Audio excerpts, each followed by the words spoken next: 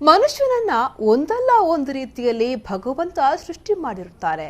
ಕೆಲವರು ಅಂಗಾಂಗ ಸರಿದ್ರೂ ಕೂಡ ಸಮಾಜಕ್ಕೆ ನಿಷ್ಪ್ರಯೋಜಕವಾಗಿರುತ್ತಾರೆ. ಆದರೆ ಎಳವೆಯಲ್ಲಿಗೆ ವಿಕಲಾಂಗತೆಯನ್ನ ಹೊಂದಿರುವ ನೇಹಾ ರೈ ಸಮಾಜಕ್ಕೆ ಮಾದರಿಯಾಗುವ ರೀತಿಯಲ್ಲಿ ಬದುಕನ್ನ ಸಾಗಿಸುತ್ತಿದ್ದಾರೆ. ಅವರು ಬುಧವಾರ ತನ್ನ 26ನೇ ವಯಸ್ಸಿಗೆ ಕಾಲಿಟ್ಟಿದ್ದು ತನ್ನ ಹುಟ್ಟುಹಬ್ಬವನ್ನ ಬಣ್ಣೂರಿನಲ್ಲಿರುವ ಪ್ರಜ್ಞಾ ಆಶ್ರಮದಲ್ಲಿರುವ ವಿಶೇಷ ಮಕ್ಕಳ ಜೊತೆ ಆಚರಿಸುವ ಮೂಲಕ ಎಲ್ಲರಿಗೂ ಮಾದರಿಯಾಗಿದ್ದಾರೆ.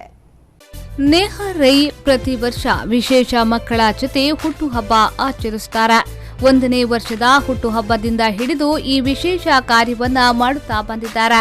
ಈ ಮೂಲಕ ತಾನು ವಿಕಲಾಂಗ ಚೇತನೆ ಎನ್ನುವ ಚಿಂತನೆಯನ್ನ ಮರೆತಿರುವ ಅವರು ತನ್ನದಲ್ಲದ ತಪ್ಪಿಗೆ ಮಾನಸಿಕ ವಿಕಲತೆಯನ್ನ ಅನುಭವಿಸುತ್ತಿರುವ ಮಕ್ಕಳ ಜೊತೆ ಕಾಲ ಕಳೆಯುವ ಮೂಲಕ ಅವರಿಗೆ ನೈತಿಕ ಸ್ಥೈರ್ಯ ತುಂಬುವ ಮಹತ್ತರ ಕೆಲಸವನ್ನ ಮಾಡುತ್ತಿರುವುದು ನಿಜವಾಗಿಯೂ ಅತ್ಯಂತ ಮಹತ್ವ ಪಡೆದಿದೆ. ನೇಹಾ ರೈ ಅವರ ಪ್ರತಿಯೊಂದು ಸಮಾಜಮುಖಿ ಚಿಂತನೆಯ ಕಾರ್ಯಕ್ಕೆ ಪೋಷಕರು ಬೆಂಬಲ ಸೂಚಿಸುತ್ತಾರೆ. ಇದೇ ಆಕೆಗೆ ಹೊಸ ಪ್ರೇರಣೆ ಮತ್ತು ಹುರುಪು ನೀಡಲು ಸಾಧ್ಯವಾಗಿದೆ. ತಾಯಿ ನಯನಾ ರೈ ಅವರು ಅಸಹಾಯಕರ ಸೇವಾ ಟ್ರಸ್ಟ್ ಎಂಬ ಸಂಘಟನೆಯನ್ನ ನಡೆಸುತ್ತಿದ್ದು ಈ ಮೂಲಕ ಹಲವಾರು ಅಸಹಾಯಕರ ನೋವುಗಳಿಗೆ ಸ್ಪಂದಿಸುತ್ತಿದ್ದಾರೆ. ಗಾಲಿ ಕುರ್ಚಿಯನ್ನೇ ಆಶ್ರಯಿಸುತ್ತಿರುವ ನೇಹಾ ರೈ ಟ್ಯೂಷನ್ ತರಗತಿಗಳನ್ನು ನಡೆಸುತ್ತಿದ್ದಾರೆ.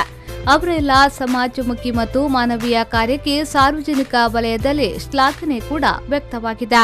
ಬನ್ನೂರಿನಲ್ಲಿರುವ ಪ್ರಜ್ಞಾ ಮಾನಸಿಕ ವಿಕಲಚೇತನರ ವಸತಿ ಕೇಂದ್ರವು ಸ್ವಂತ ಕಟ್ಟಡವಿಲ್ಲದೆ ಬಾಡಿಗೆ ಕಟ್ಟಡದಲ್ಲಿ ಕಾರ್ಯಾಚರಿಸುತ್ತಿದೆ. ಉಡುಪಿಯ ಸ್ಪಂದನ ಸಂಸ್ಥೆಯ ಅಂಗಸಂಸ್ಥೆಯಾದ 12 ಮಂದಿ ವಿಶೇಷ ಮಕ್ಕಳು ಇದ್ದಾರೆ. ನೇಹಾ ರೈ ಅವರು ತನ್ನ 26ನೇ ಹುಟ್ಟುಹಬ್ಬವನ್ನ ಮಕ್ಕಳ ಜೊತೆ ಆಚರಿಸುತ್ತಿರುವುದು ಸಂಸ್ಥೆಯ ಮೇಲ್ವಿಚಾರಕರಿಗೂ ತುಂಬಾ ಸಂತೋಷವುಂಟು ಮಾಡಿದೆ. ವಿಶೇಷ ಮಕ್ಕಳು ಕೂಡ ಈ ಹುಟ್ಟುಹಬ್ಬದ ಆಚರಣೆಯಲ್ಲಿ ಪಾಲ್ಗೊಳ್ಳುವ ಮೂಲಕ ತಮ್ಮ ಖುಷಿಯನ್ನ ವ್ಯಕ್ತಪಡಿಸಿದ್ರು. ಹುಟ್ಟುಹಬ್ಬದ ಹಿನ್ನೆಲೆಯಲ್ಲಿ ಮಧ್ಯಾಹ್ನ ವಿಶೇಷ ಮಕ್ಕಳಿಗೆ ನೇಹಾ ರೈ ಪೋಷಕರು ಭೋಜನದ ವ್ಯವಸ್ಥೆಯನ್ನ ಮಾಡಿದ್ರು. ಹುಟ್ಟುಹಬ್ಬ ಕಾರ್ಯಕ್ರಮದಲ್ಲಿ ನೇಹಾ ರೈ ತಂದೆ ನೆಲ್ಲಿಕಟ್ಟೆ ಬಾಲಕೃಷ್ಣ ರೈ, ನ್ಯಾಯವಾದಿ ಹರಿಣಾಕ್ಷಿ ಜೆ ಶೆಟ್ಟಿ ಸೇರಿದಂತೆ ಮತ್ತಿತರರು ಉಪಸ್ಥಿತರಿದ್ದರು.